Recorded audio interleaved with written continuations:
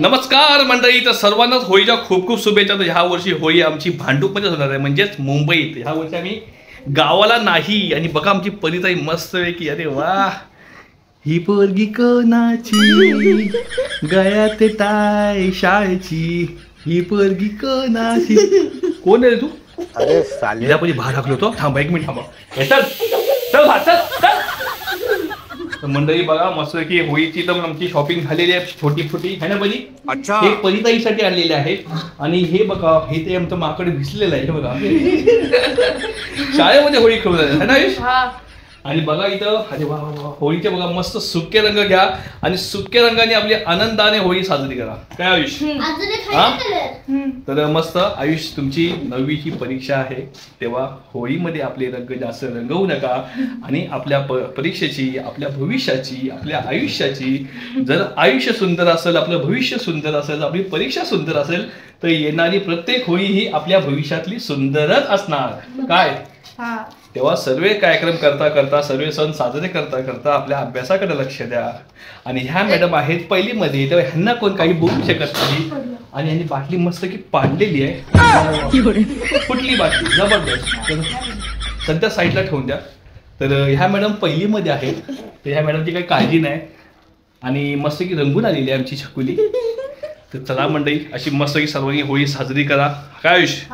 आणि साजरी करा, आनंदात राहा. आणि ही होळी आपल्या सर्वांनाच एकदम सुखाची, समृद्धीची आणि आनंदाची जावो. काय आपले दुश्मन असतील, आपले वैरी असतील, आपले कोणी सुद्धा रुसलेले मित्रमंडळी असतील, तर त्यांना सुद्धा आनंदाचा रंग लावा. आणि त्याला या होळीच्या रंगामध्ये त्यालाही आनंदित करा. आणि आपले जे काही गेलेले, जे काही राग रुसवे असतील, ते या होळीच्या नंतर सर्व ह्याच्यामध्ये विसर्जन करा. आणि या होळीच्या नंतर सर्वांनी आनंदी आणि मित्रप्रेमाने राहा. काय? तर सर्वांना होळीच्या पुन्हा एकदा खूप खूप शुभेच्छा. आणि माझ्या गावातल्या माझ्या सर्व कुटुंबाला, माझ्या सर्व परिवाराला, माझ्या सर्व मित्रांना, माझ्या सर्व बंधूंना, माझ्या सर्व काका मामा दादा बिदा सर्व, तर सर्वांना माझ्या खोपी गावाला आनंदमय अशा होळीच्या खूप खूप शुभेच्छा. तर सर्वांना ही होळी. आणि मी तुम्हाला पिढ्याला गावी नाहीये, त्याबद्दल मी तुमची क्षमा मागतो. आणि पुढच्या वर्षी मी होळीला उपस्थित राहील आणि तुम्हाला होळीमध्ये मी पिढत राहील अशी मी अपेक्षा करतो. सर्वांना माझ्या भाऊबंधूंना होळीच्या खूप खूप शुभेच्छा. तर चला मंडळी बघूया, एकदम मस्त असा खमंग असा सुगंध सुटलेला आहे. तर चला मंडळी आपण आतमध्ये जाऊया. आणि आतमध्ये काहीतरी सुगंधित असं वातावरण आहे मस्तपैकी. या घराच्या आख्या चोहीकडून असं सुगंधित असं काहीतरी सुगंध सुटलेला आहे. आणि ह्या मॅडम काहीतरी खात आहे. तर नाही मंडळी, इथं काहीतरी बनत आहे. हे काय आयटम आहे हा? काय मी पहिल्यांदाच बघतोय. हे काय आहे? म्हणजे पहिल्यांदा बघतोय असं नाही, ह्याला काय रे? काय? मालपोहे. अरे वा, जबरदस्त. तर मंडळी लग्नाच्या 14 वर्षानंतर, 14 नाही 16 वर्ष झाली आपल्याला लग्नाला. वर्षा बरोबर ना, आपल्या लग्नात 16 वर्ष ना. अबे साले, तर 16 वर्षानंतर माझी बायको मालपोहे शिकली आहे मंडळी. तर ह्या बाबतीत सर्वांनी टाळ्या झाल्या पाहिजेत. आयु परी, टाळ्या वाजव, टाळ्या टाळ्या वाजव टाळ्या.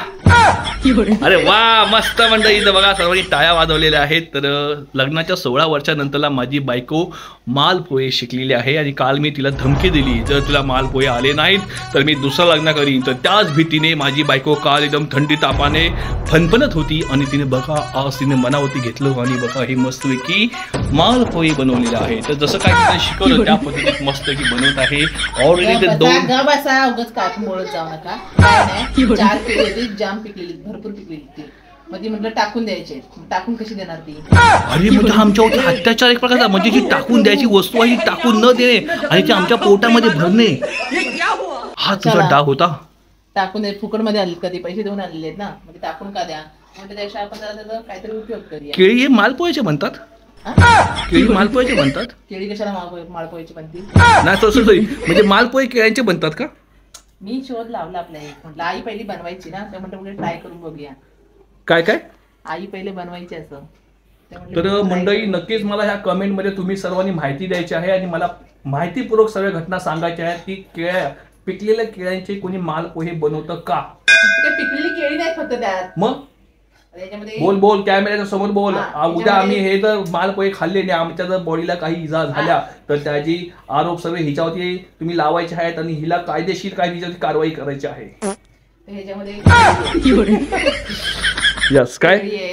गव्हाचं पीठ आहे, तांदळाचं पीठ आहे, गुळ टाकलेला आहे. ओके, हे बाई इथं सर्व सारखी लोक फिरतात, काय खायला भेटतं काय? गुळ आहे. ओके.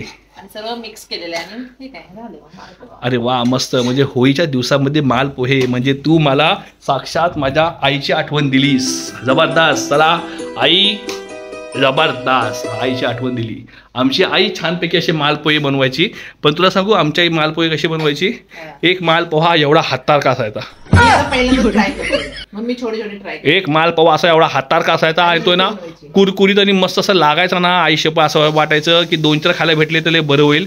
पण नाही, सर्वांच्या क्वांटिटी प्रमाणे प्रत्येकाला 1-2 भेटायचे.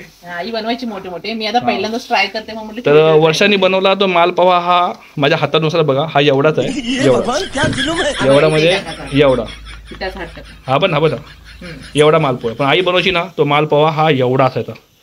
एवढा ह्याच्यापेक्षा मोठा असा मोठा मालपोहा. अरे जबरदस्त. खाली नाही पडायचा ग.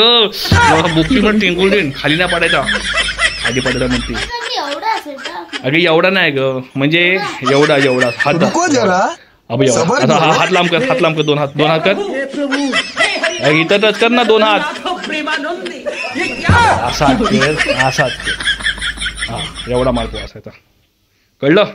मध्ये अशी येत जाऊन टेंगू काढीन. तर मस्त मंडळी मालपोहे मस्त की बनतायत. तर छानपैकी असं जसं वर्षाला मी शिकवलं त्या पद्धतीने बनवते. या गोष्टीचा मला खूप आनंद आहे. आणि मी शिकवलेलं तिला प्रत्येक गोष्ट किंवा कोणतेही असं मेनू तर ही असं कोणतंही वाया घालून देत नाही. सर्व काही मनाने, जिद्दीने आणि आवडीने ती शिकते. आणि त्याच पद्धतीने जसं मी तिला शिकवले त्याच पद्धतीने ती करते.